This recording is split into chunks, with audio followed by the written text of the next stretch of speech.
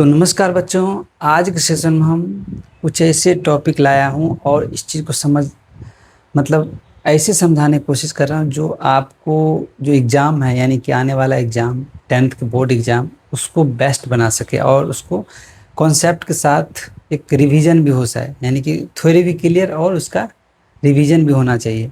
तो केमिस्ट्री के कुछ इस टाइप के क्वेश्चन बनाया हूँ जो आपके कॉन्सेप्ट भी अच्छा से क्लियर कर सकता है और क्वेश्चन की भी प्रैक्टिस हो जाएगा।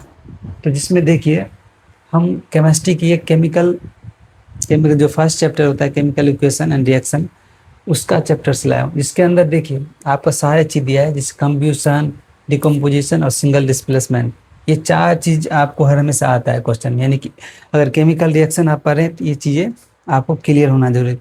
कंब्यूशन का मतलब होता है कि यानी कि कोई भी चीज़ जलता है, कोई भी ईंधन अगर ऑक्सीजन के प्रेजेंट में अगर जल रहा है ऑक्सीजन, तो यानी कि जैसे मीथेन है, ऑक्सीजन प्रेजेंट में ही जलता है, ऑक्सीजन रहता है जलता है तो रिलीज करता है हीट एंड लाइट और कार्बन डाइऑक्साइड एंड वाटर। तो ये कुछ इस सेम डिकम्पोजिशन रिएक्शन किस तरह से होता है, यानी डिकम्पोजिशन रिएक्शन टूटता है, एक कम्बिनेशन रिएक्शन को हम तोड़ते हैं, उसको डिकम्पोज करते हैं, यानी कहने का मतलब डिकम्पोज। ये ए बी एक रिएक्शन था, इसको तोड़ के ए और बी बनाया गया, यानी KClO3 एक रिएक्शन था, उसको हम उस कंपाउंड को ब्रेक करके दो पार्ट्स में डिवाइड कर दिए, यानी डिकम्पोज कर दिया, उसको डिकम्पोजिशन रिएक्शन हो गया। यहाँ से कि 2KCl उसको हम बैलेंस कर लिए। यहाँ से सिंगल डिस्प्लेसमेंट मतलब कि डिस्प्लेसमेंट एक दूसरे के साथ, एक सिंगल डिस्प्लेसमेंट और डबल डिस्प्लेसमेंट। सिंगल डिस्प्लेसमेंट मतलब कोई एक चीज डिस्प्लेस होता है, ये यहाँ पर आ जाएगा और ये अलग हो जाएगा, ठीक है। कहने का मतलब ये इस जगह पर आ जाएगा, आगे जाके क्या बनाएगा, AC बनाएगा और ये सेपरेट हो जाएगा। तो ये कुछ जैसे कि Zn है, तो ZnSO4 नेक्स्ट में बन जाएगा और ये जो है सेपरेट बन जाएगा। तो ये होता है सिंगल डिस्प्लेस, जिसमें एक चीज डिस्प्लेसमेंट होता है, यानी कि जो more reactive element displace less reactive. More reactive element कौन होता है, जिंक यहाँ मोर रिएक्टिव एलिमेंट है, ठीक है। और CuSO4 जो होता है लेस रिएक्टिव होता है, उसको डिस्प्लेस करके यहाँ पे बनाया जाता है।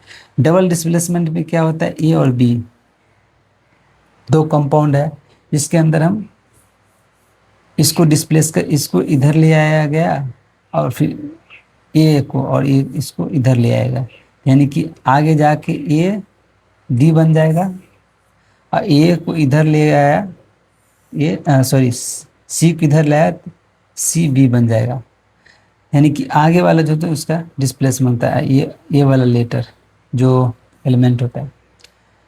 तो यहाँ पे AgNO3 बन जाए, AgNO3 और NaCl का हम अगर दो कंपाउंड के एक साथ हम रिएक्शन करते हैं केमिकल रिएक्शन, तो AgCl2 और NaNO3 बन जाएगा, यानी कि ions exchange into two compounds. यहाँ पर आयन एक्सचेंज होता है इनटू टू कंपाउंड्स। अगर आपको कुछ ये भी नहीं पता है कि एक्सोथर्मिक और इंडोथर्मिक रिएक्शन क्या होता है, तो एक्सोथर्मिक रिएक्शन में हीट रिलीज होता है, एंडोथर्मिक रिएक्शन में हीट को हम एब्जॉर्ब करते हैं, सीधा सी याद रखना, ठीक है। इंडोथर्मिक रिएक्शन में हीट एब्जॉर्ब होता है, एक्सोथर्मिक रिएक्शन में एक्सो मतलब बाहर निकलता है, ठीक है, यानी टेम्परेचर राइज होता है और surrounding gas get heat, surrounding चारों ओर इसके चारों ओर हीट हो जाता है, इसके चारों ओर हीट हो जाएगा। उसके बाद एग्जाम्पल कंब्यूशन होगा।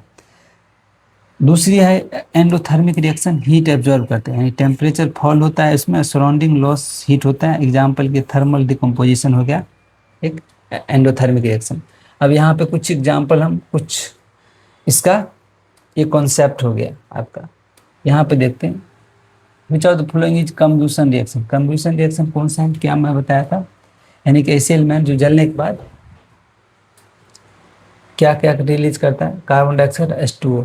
तो कार्बन डाइऑक्साइड H2O यहाँ पे रिलीज करने वाला यही है, यहाँ पे कौन हो गया, ये हो गया कंब्यूशन रिएक्शन, ठीक है। यहाँ क्या which is decompose reaction. Decompose reaction क्या है, एक टूटता है A और B बन जाता है। सेम यहाँ पर देखिए, यहाँ पर क्लियर हो गया, ये डिकम्पोज रिएक्शन 2KCl + 3O2 हम बैलेंस करने के बाद कुछ इस तरह से होता है। सिंगल डिस्प्लेसमेंट रिएक्शन क्या होगा यहाँ पे, तो सिंगल डिस्प्लेसमेंट एक ही चीज, यानी कि जिंक और CuSO4 ZnSO4 यानी कि मोर रिएक्टिव एलिमेंट ब्रेक करता है लेस रिएक्टिव कंपाउंड को, तो यहाँ पे Cu कॉपर बाहर हो जाएगा और आंसर हो जाएगा ये। सेम इसी तरह which of the following double displacement, double displacement में ये आपको एग्जांपल में दे रखा था AgNO3 NaCl को, यहाँ पे AgCl हो जाएगा और NO3 हो जाएगा। सेम एक्सोथर्मिक रिएक्शन में क्या होता है, एक neutralization of HCl NaOH। Exothermic reaction मतलब हीट के रिलीज होता है, एक्सोथर्मिक मतलब हीट रिलीज होता है। यहाँ पे neutralization of HCl NaOH, hydrochloric acid of NaOH, उस टाइम हीट का रिलीज होता है। और सेम यहाँ पे देखते हैं एंडोथर्मिक रिएक्शन में क्या होता है, thermal decomposition calcium carbonate, thermal decomposition of calcium carbonate, ठीक है, एक्सोथर्मिक रिएक्शन। एंडोथर्मिक रिएक्शन में thermal decomposition of calcium carbonate होता है। तो ये कुछ इंपोर्टेंट क्वेश्चन हो गया, जिसको आप एक साइड में थ्योरी भी रहेगा और क्वेश्चन भी रहेगा, और आपको समझने के लिए ये बढ़िया रहेगा।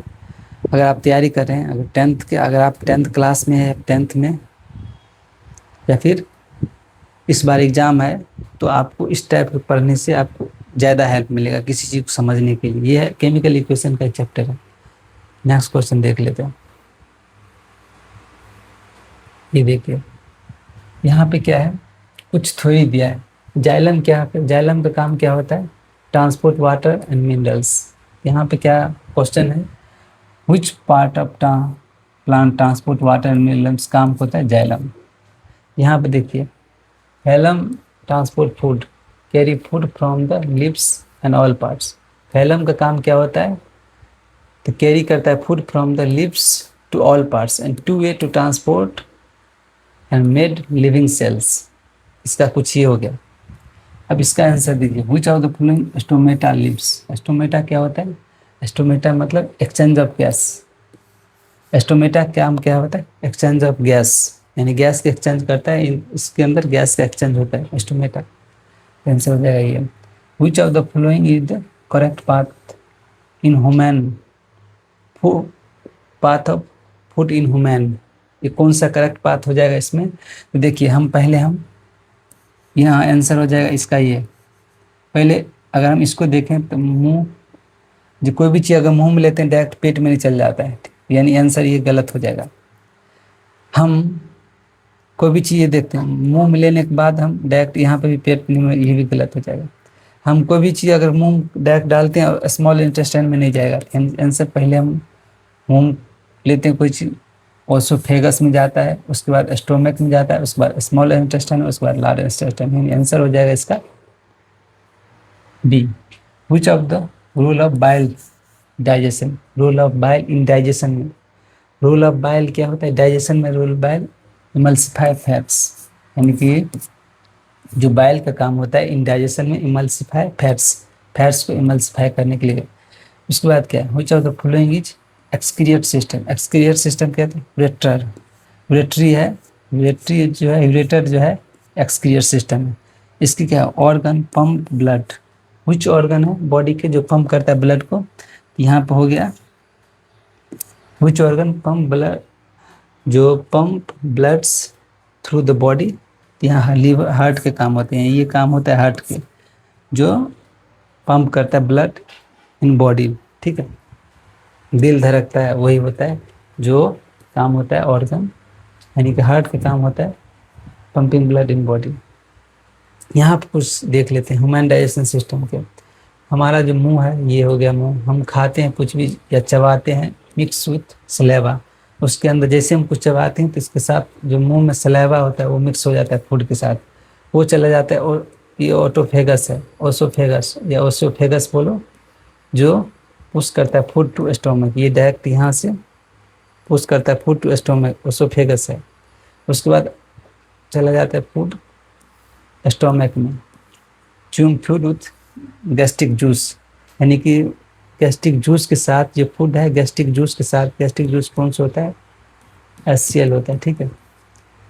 तो गैस्ट्रिक जूस के साथ फूड मिक्स हो जाता है जो पचाने का काम करता है। उसके बाद चल जाता है small intestine, complete digestion and absorption of nutrient. Small intestine में जाने के बाद कंप्लीट डाइजेशन होता है फूड का, ठीक है, स्मॉल इंटेस्टाइन।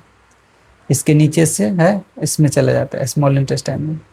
स्मॉल इंटेस्टाइन जो है न्यूट्रिशन को ऑब्जर्व करता है। हमारे बॉडी में न्यूट्रिशन कौन सा ऑब्जर्व करता है? Small intestine.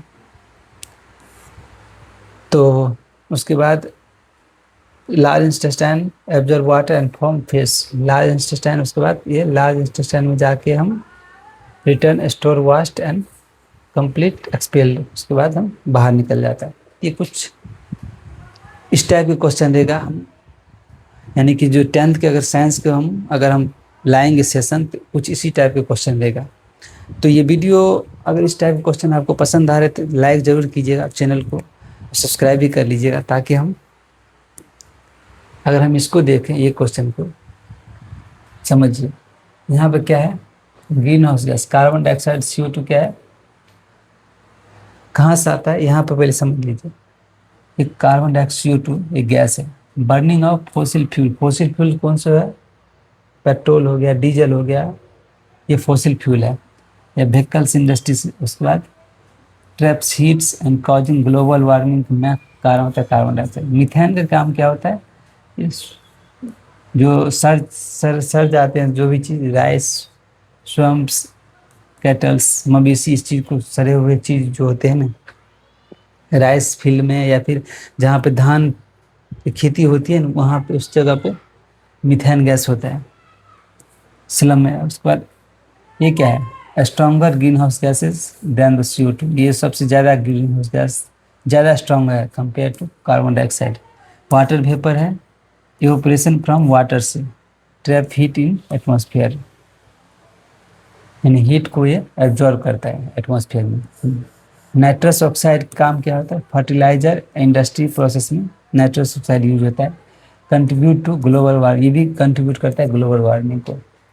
ग्लोबल वार्मिंग क्या होता है? Increase average temperature on earth. Global warming मतलब है जो पूरे पृथ्वी पर का टेम्परेचर बढ़ रहा है। एसिड रेन में क्या होता है? एसिड रेन में मुख्य कारण होता है सल्फर डाइऑक्साइड और नाइट्रोजन डाइऑक्साइड का। ठीक है, दो इंपोर्टेंट गैस होता है एसिड रेन का, सल्फर डाइऑक्साइड और नाइट्रस ऑक्साइड, नाइट्रोजन डाइऑक्साइड। उसके बाद ओजोन लेयर डिप्लीशन के मुख्य कारण क्या होता है? अगर ओजोन लेयर डिप्लीशन होता है तो उसमें हार्मफुल गैस हमारे पृथ्वी पर आएगा और हमारे बॉडी को, जो हमारे सेल्स को जो होते हैं, ह्यूमन बॉडी के सेल्स को डैमेज करता है, या फिर कोई भी एनिमल सेल्स को डैमेज करता है पृथ्वी पर। इससे बहुत सारी बीमारियां हो सकता है। और ये कैसे होता है? तो इसके मतलब होता है, ये जो फ्रिज कूलर जो हम यूज करते हैं, फ्रिज हुआ या फिर AC यूज करते हैं, उससे जो गैस निकलता है वो ओजोन लेयर को डिप्लेशन में मुख्य कारण होता है। जैसे कि क्लोरोफ्लोरोकार्बन, HCl, क्लोरोफ्लोरोकार्बन होता है वो वाला। हार्मफुल गैसेस मैक्स, ये हार्मफुल गैस किससे होता है? इंडस्ट्री से निकलता है, जो सांस लेने के लिए काफ़ी नुकसान करता है। अब कुछ क्वेश्चन को देख लेते हैं। Which gas mainly responsible for acid rain? Acid rain के लिए कौन गैस रिस्पॉन्सिबल? मैनली मुख्य कारण होता है सल्फर डाइऑक्साइड की, ये होता है एसिड रेन में मुख्य गैस कौन होता है? Sulphur dioxide. Excess carbon dioxide in air causes, excess carbon dioxide in air causes, तो ग्लोबल वार्मिंग का मुख्य कारण होता है ये, समझे? एक्सेस कार्बन डाइऑक्साइड हो जाएगा CO2 इन, तो ग्लोबल वार्मिंग का मुख्य कारण होता है। उसके बाद क्या? Which following not a green house gas? Green house gas देखो, ये भी ग्रीन हाउस, ये भी ग्रीन हाउस गैस है, ये भी ग्रीन हाउस गैस है, बट ये ग्रीन हाउस गैस नहीं है, वाटर वेपर। ठीक है, सॉरी ये है, ये नहीं, नाइट्रोजन नहीं है, ये है, नाइट्रोजन नहीं है। ठीक है, ये हो गया आंसर। मतलब ग्रीन हाउस गैस नहीं है ये, तो इसमें से नाइट्रोजन है जो नहीं है ग्रीन हाउस गैस। ठीक है, नाइट्रोजन है, ये वाटर वेपर, मीथेन, ये सब ग्रीन हाउस गैस है। ठीक है। Which gas is essential for respiration in living organism? Living organism के लिए एसेंशियल गैस ऑक्सीजन होता है। Which is chemical formula of water? H2O है। Which of the following renewable source of energy? इसमें solar energy है, एक renewable source of energy है। ठीक है, चलो उसको आगे देख लेते हैं, कुछ इंपोर्टेंट क्वेश्चन।